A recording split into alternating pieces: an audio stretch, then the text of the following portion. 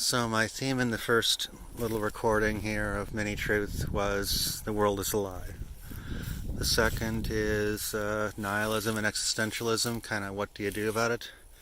If everything is a lie and nothing has meaning, what do you do about it? I guess this third one is about vengeance, and that's the disturbing thing that I see in the world around me. And as I'm talking with people and looking on social media and stuff, what disturbs me and shocks me that I continue to see more and more of is this kind of Revanchism, this sense of vengeance, this wishing of pain, injury, death upon others. It manifests in kinder forms, maybe, kind of this sort of re-education. And I'm seeing this. There was a quote which may be apocryphal, it may be made up. There's so many lies and mistruth these days, it's hard to know without personally verifying things a couple of different ways if something is true or not. But something where Kamala Harris may have said that essentially people who supported Trump will get theirs, or, something along those lines. Whether she said exactly the words that I read or not, it's a common view on the left that I'm seeing. And when I was active in Minnesota politics, let me tilt this down a bit so we have a little bit better of an angle. A little side note, I thought that kind of the best way to do this kind of podcasting is do little short clips, talk about what's on my mind, what I'm reading, what I'm researching, what I'm interested in. Since I've been a little kid, I've always read encyclopedias and studied various areas of knowledge to kind of learn about the world around me. And this is kind of a format I guess I'm deciding to go with. Don't really think it out too much in advance. Just share what I'm looking at or working on or thinking about, maybe out in a nice natural environment if I happen to be next to one, because it's kind of nicer looking at a pretty background than looking at my face talking about stuff. I'm not much for being in the foreground. I'd rather help my friends make money and do cool things than be the person in front myself. I find when I'm in front, people treat me like shit. They say shitty things about me, and that's an increasing trend these days, and that gets us back to that spirit of vengeance, that Revanchism that I've been seeing increasingly on right and left. When I was younger, working in politics, there was a strain of the Republican Party that basically looked at liberals at the Democratic Party as something to be gelded, not necessarily killed off, but kept as a small, impotent, gilded opposition, not able to actually do anything or implement power in any substantial way.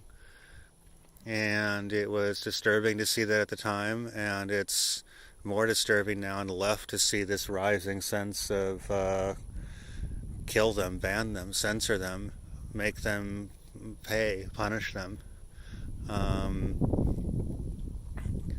One example of that is looking at COVID. If you see COVID as something that is a tragedy of the commons kind of thing, where if you as an individual, me as an individual, if we don't all do exactly the same thing, bad results will accrue. And if you don't do good things, you will piss in our collective pond and cause harm to me and cause harm to everyone. Then in some way that starts to mentally and emotionally justify a view of others that we must make them do these things. And that's been my disagreement with liberalism over time. I'm a left-leaning anarchist. I usually vote Green Party or vote Third Party. And the issue I generally have with the Democratic Party and liberals in general is a sense of perfectionism, a sense of, and it manifests in two ways. One of those is that if only everyone would recycle, that kind of attitude, And I've never seen something successfully implemented where it relies on everyone doing something collectively together, and that's kind of an illusion of the left, the idea that that's ever really possible. And because that doesn't usually work, liberals, Democrats usually try to create a program of some kind to address that. And usually at first it's very helpful, Hey, kids aren't getting, poor kids aren't getting breakfast or lunch, so let's do free and reduced lunch for them. And they need psychological help. Let's bring in psychologists into the schools. And um, what tends to happen with liberal programs is that um, it would be awesome if everybody recycled, so let's make everyone recycle. Okay, that kind of worked, but it's not perfect. Now let's put in penalties, and now let's put in enforcement, and now let's put in monitors, and let's put in a camera above every recycling can to make sure everybody's recycling properly. And if you want to get to perfectionism, utopianism, it requires this kind of step-by-step process of trying to make everything perfect and better. And that's kind of the leftist big mom idea that if only there was this perfect nurturing environment, everybody would learn to act properly and do properly, and if only everybody would recycle. And that it's kind of similar with COVID like that. If only everyone would wear a mask, if only everyone would stay home, if only everyone would do all of these steps, everything would be perfect. Well, if you go to the extreme end of that, you have China, where they literally locked people in their homes, welded people in their homes if they tried to leave, had incredibly harsh dictatorial, I don't know the proper word for that, but technologies, policies. And on the extreme, that's kind of where that gets you. And yes, if you literally weld everyone into their home, if you require harsh draconian things, you can kind of get a highly communicable airborne disease under some degree of control, but it'll probably keep popping up again. So, to make it perfect, where there is no spread, no disease, requires a kind of extreme fascism and extreme authoritarianism and extreme big mom of some kind, like you would see in China, and that is successful if you want to get everything to the point where there is no transmission, everybody acts properly. Apply it to recycling, apply it to COVID. It really doesn't matter. It's not about that particular hot button issue. But on the extreme, if you want to have that degree of effectiveness where everyone does something, it generally does require the government to step in some way with increasingly harsh, punitive, manipulative ways of getting people to do something. Otherwise, you're not going to get to 100% compliance. And that is leading to a frustration on the left of looking at the right who voted for Trump, seeing the possible rise of a fascist Nazi Germany, reading the, I believe, Niemannwaller poem about first they came for the Jews and the homosexuals, and then they came for me and nobody stood up for me. Powerful idea, powerful statement. If Trump is Hitler 2.0, what would you do to stop Hitler? I mean, there's an entire fiction industry, alternate history industry based on that idea, and it's a very powerful idea. And that seems to have motivated the left to increasingly be, well, frankly, as angry as a lot of Republicans have been for a long time. So what used to be much more rare in the left, this idea of Revanchism, this idea of punish the other side, this idea of kill the other side. I guess the best way to express this would be through a fictional analogy. There was a Marvel movie recently of Thanos snapping his fingers and killing half of humanity. And I'm pretty sure if you polled the American people right now in a completely anonymous way, no way of it, getting out to your friends, your family, or your coworkers, and just ask people, all right, let's say Thanos was here to snap his fingers, and you could choose which half of humans would die, would you do it? How many people would immediately say fuck yes? How many would have to think about it for a while? I think the number would be really shocking. The number of people who would be willing to do something like that, yes. Kill off half of people as long as it's the right half of people. And it's that sense of Revanchism that is infecting our politics. And this isn't about COVID, it isn't about fascism, it isn't about Trump, it isn't about authoritarianism. It is just simply the idea that there is half of the country, half of the world perhaps, that it has beliefs, that acts in ways that are so abhorrent that it's better that they're dead. And that tendency is rising, that belief is rising, and it's shocking to me. It shocks my heart to read on the Twitter and see the kind of awful comments that are coming up. Yes, some are bots. Yes, it's a manipulated environment. But also, talking to friends the last few years, a number who have used that Thanos metaphor or something very similar has been much higher than it was 10, 20 years ago. I never used to hear leftists talking that way. I did used to hear some rightists talking that way. I don't know what the proportions are now. I don't know what the percentages are, whether it's more right, more left. But, the right fears a big mother, the left fears big brother, and the number of people on right and left who would just rather the other side die and go away, or be chipped, tagged, censored, fired, punished for their beliefs, because, if their ideology, if their political preferences, if their cultural preferences were allowed to dominate, then look at the damage they would do to the world around us. And in that way, COVID is kind of a metaphor for that of, if you're not wearing a mask, you're going to kill my grandma. If you're not wearing a mask, you are prolonging the economic malaise in this country, because if only everybody would do what the government said, we would get this over with sooner, we'd all be back to work, etc., etc. And there's some on the right and left as well. It's not a completely left-right issue, but it kind of is, who see masks as, big mother telling them what to do, as, this is the first step. The next step is mandatory vaccines. The next step is some kind of mark of the beast thing. There's incredible fear on both sides when you take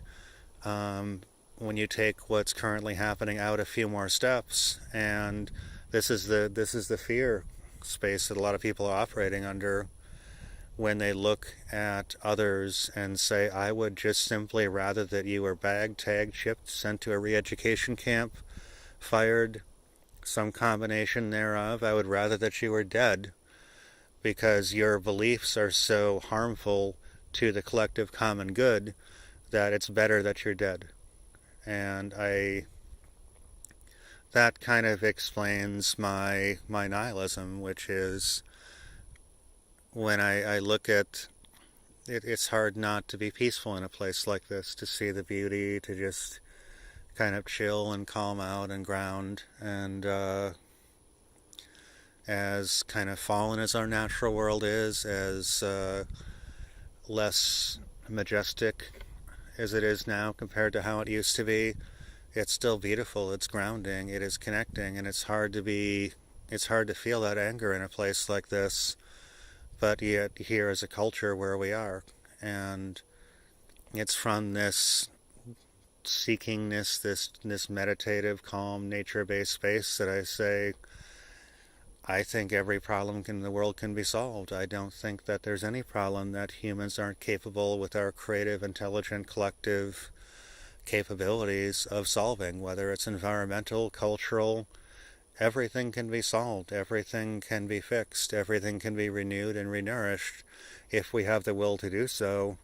But instead we are focusing more on angels dancing on the head of the pin. Is it 8 angels? Is it 6? Is it 10? Let's fight wars over that. Let's argue over that. Let's ignore the fact that we have so many things in common. We all want healthy communities, healthy families. We want basically the same things, and we're arguing about minutia. in a relative sense. We're arguing about small things in a relative sense. And the problems that confound us are so large, the potential in front of us is so huge. When you look at what's being done with SpaceX launching, look at those fucking beautiful spaceships. Look at those fucking beautiful space suits. I mean, that is massively improved technology, and we're capable of that. We're capable of so much more. We're capable of upgrading all of our systems, all of our technologies, all of our communities, and putting our backs into it because the potential is there, the time is there, the will is there, the creativity is there, the talent is there, but not when we're so angry we can't see past our own nose. And that is where my nihilism comes from. And, I don't know what to do about that. I don't think there's a solution. I don't think that people are going to adult in time and step up to the plate enough to solve these problems because, in a larger sense, I don't think we have that much time. I think we've been kicking the shit out of the earth for so long, it's starting to kick back, and these effects will be swift, brutal, and will hit us much quicker than we expect. And I don't think that we're adult enough to solve these problems together. I think we're going to use that as an opportunity to fight over resources, fight over power, and try to implement our vision, our will, at the expense of others. And if Thanos was available to snap his fingers and kill the opposition, kill the other side, I think an increasing number of human beings will consider that to be a blissfully beautiful and simple option, and that disturbs the fuck out of me. And that's the source of my nihilism. That's the source of my, I guess I don't want to call it fear for the future, because I guess I've kind of expected some version of this since I've been a teenager. I've been nihilistic for over 30 years. I've tried not to focus on that. I've tried to focus on other things, but it comes down to we're fucking over our environment. We treat each other like shit. We treat our leaders like shit. Anybody who tries to step up and do better and do differently is shit upon, and therefore the people that are leading us are corrupt. For the most part, they are lying to us. They're lying to us in a, how shall I say this, kind of like Bill Gates had an interview recently talking about, the vaccines, there might be extremely painful, but that's no big deal, just extremely painful. Fuck you. It's contempt. It's contempt for other people. That when you lie to people for so long and you're so successful at it and you make money and you become famous and you get power over cheating others and lying to them, Bill Gates being a good example of that with the Windows operating system, and you get away with it and you're celebrated for it, it not only sets a horrible example for others, but it creates this contempt inside of the powerful people, our leaders, the people that should be the best among us are often the worst among us, and they have contempt for maybe contempt for everyone other than fellow psychopaths who have also learned the art of lying and getting away with it and being successful.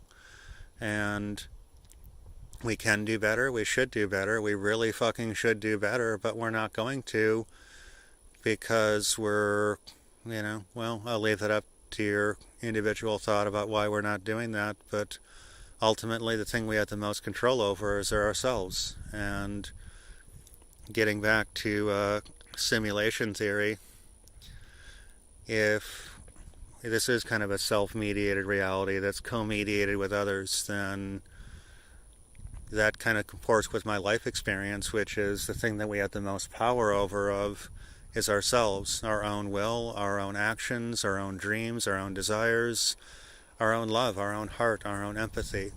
Whatever it is we choose to be and do and project into the world is the thing we have the absolute most control over, and the actions and beliefs and emotions of others is something we have much less ability to affect. And hopefully much less desire to control. And ultimately, I think the only solution is to do better, be better, encourage the best in others, and to stop giving power and money and attention to psychopaths who lie to us, hold us in contempt, hold our beliefs in contempt, hold our lives in contempt, and from their psychopathy.